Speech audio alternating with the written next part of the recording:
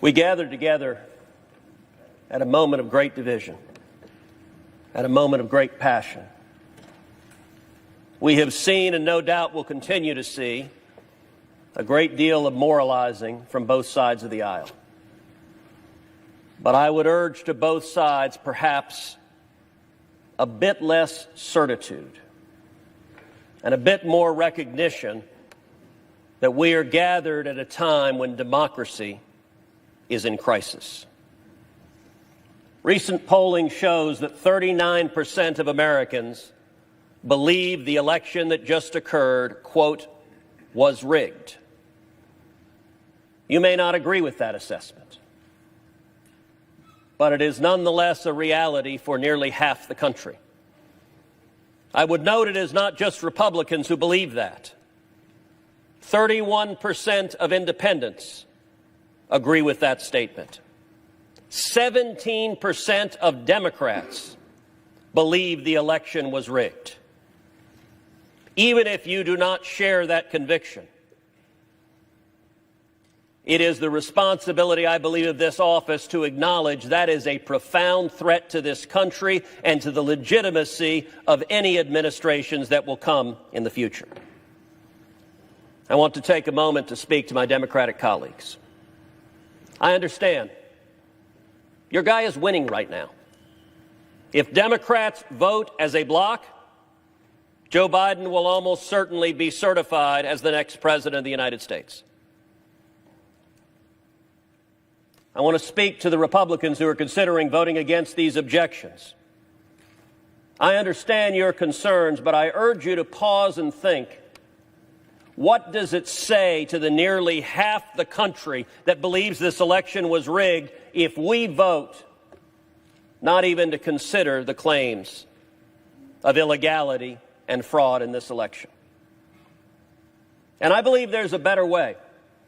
The leaders just spoke about setting aside the election. Let me be clear. I am not arguing for setting aside the result of this election.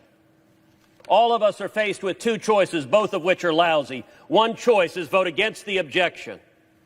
And tens of millions of Americans will see a vote against the objection as a statement that voter fraud doesn't matter, isn't real, and shouldn't be taken seriously.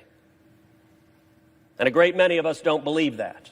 On the other hand, most, if not all of us, believe we should not set aside the results of an election just because our candidate may not have prevailed.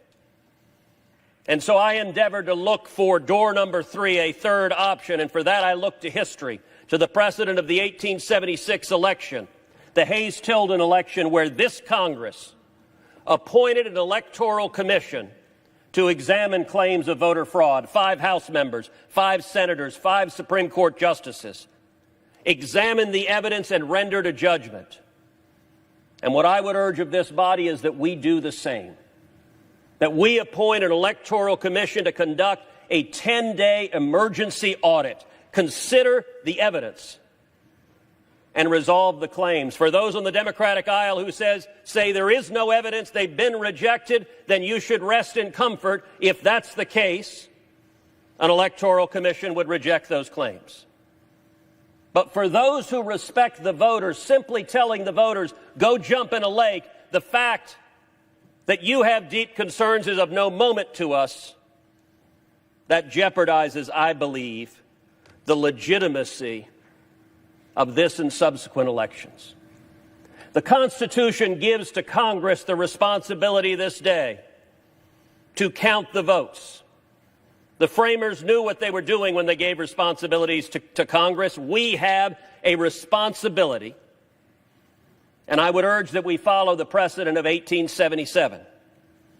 The Electoral Count Act explicitly allows objections such as this one for votes that were not regularly given. And let me be clear, this objection is for the state of Arizona, but it is broader than that. It is an objection for all 6 of the contested states to have a credible, objective, impartial body hear the evidence and make a conclusive determination. That would benefit both sides. That would improve legitimacy of this election. And so let me urge my colleagues, all of us take our responsibility seriously.